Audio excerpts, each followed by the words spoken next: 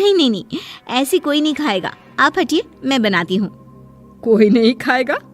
अरे तेरे मायके वालों के लिए नहीं बना रही हूँ, अपने पति, बेटे और बेटी के लिए बना रही हूँ। और वो लोग शिमला मिर्ची ऐसी ही पिछले कई सालों से खाते आ रहे हैं। बहू बहू हो ना, थोड़ा सोच समझ कर जबान खोला करो, समझी? माँ जी, फिर तो मैं यही कहूँगी कि आपको खाना बनाना आता ही नहीं।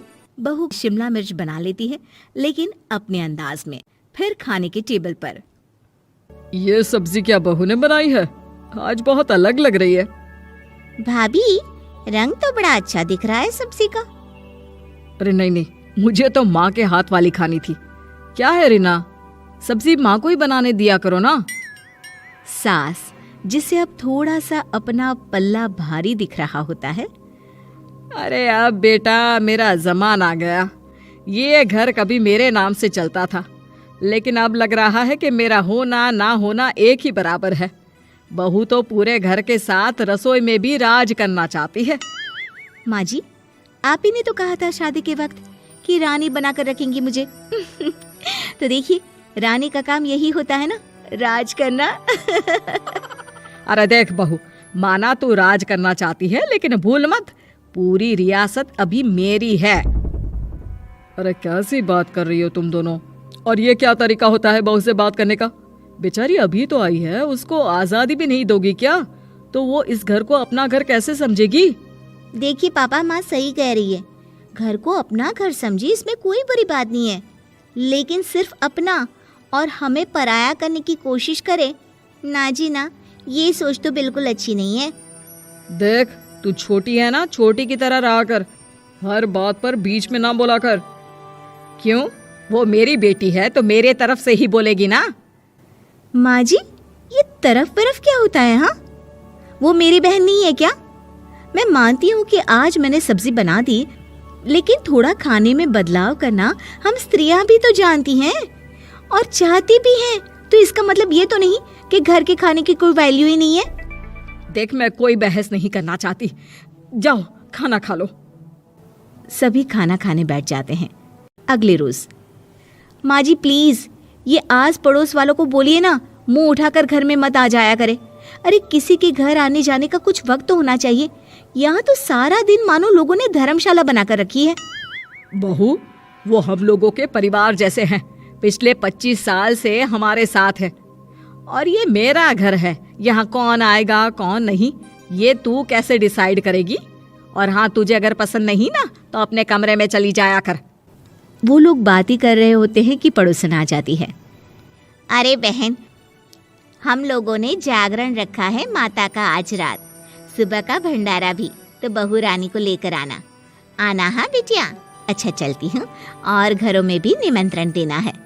अरे हाँ हाँ, हम जरूर आ जाएंगे। वैसे किस किस को बुला रही हूँ? वो तुम्हारी ननद और भाभी भी आ रहे हैं क्या? माँ, क्या आप इनके पूरे खानदान को जानती हैं? अरे भाभी ने ही तो मेरी ननद की शादी की पूरी तैयारियां कराई थी, और मेरे मायके में भी पापा की मौत के बाद वहाँ रहकर इन्होंने ही मुझे संभाला था। इतना तो कोई किसी के लिए नहीं करता। अच्छा, मैं ना फल दे जाऊंगी, काट देना भाभी, मैं दूसरे काम पूरे कर लूंगी। मेरी तो तबीयत खराब है माँ जी, आप ही काट देना सारे फल। मैं रात का खाना भिजवा दूंगी, परेशान ना होना। हाँ? अरे नहीं नहीं, हम लोग बना लेंगे, 4 लोगों का खाना तो बनाना है।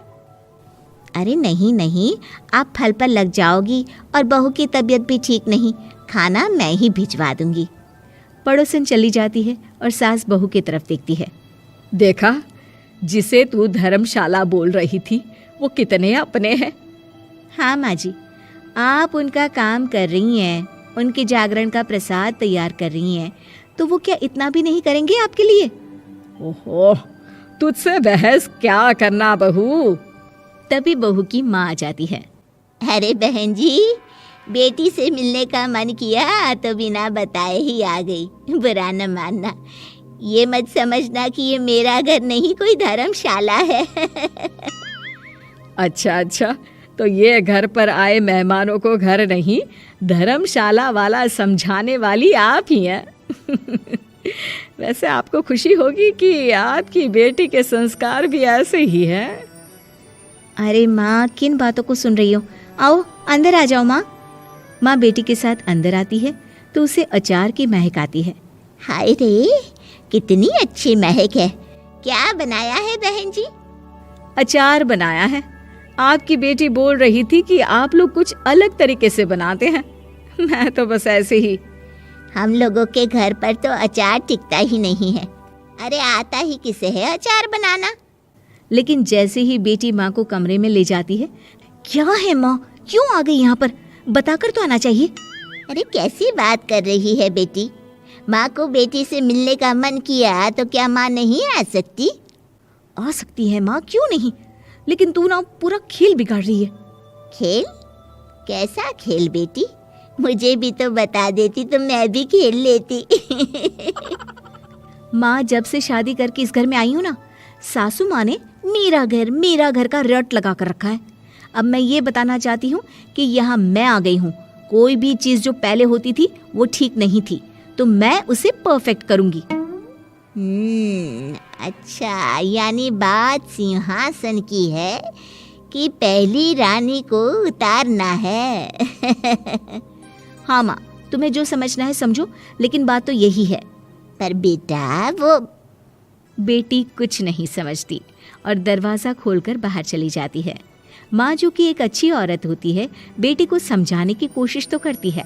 बाहर सास के सामने माँ कहती है, अरे बहन जी, आप चलिए ना मेरे साथ मेरे घर, बहू का मायका भी देख लीजिए। अरे नहीं नहीं बहन जी, आप ही रुकिए हम लोगों के पास। शाम को जागरण है, वहाँ ले चलेंगे। उसी का प्रसाद तैयार कर रही हूँ। अच्छा, हमें भी तो सिखा दीजिए कैसे तैयार करते हैं। अरे कैसी बात कर रही हो माँ, कितने जागरण करवा चुकी हो तुम। देख बेटी, एक बात गांठ बांध ले, हर बेटी माँ के घर जो होता है वो देखती है, लेकिन सीखती वो सास के पास ही है। सास का संस्कार वो अपनी सास से सीखती है, जो वो अपनी बहू को देती है। तो बेटी, यहाँ के रीति रिवाज, रहन सहन, बोली भाषा अपनी है, जिसे तुझे ना सिर्फ फॉलो करना है बल्कि सीखना भी है।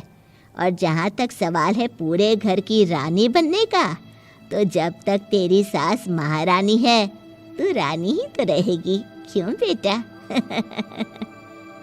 बहू माँ की बात समझ जाती है और सास भी बहू की माँ का मन ही मन शुक्रिया अदा करती है।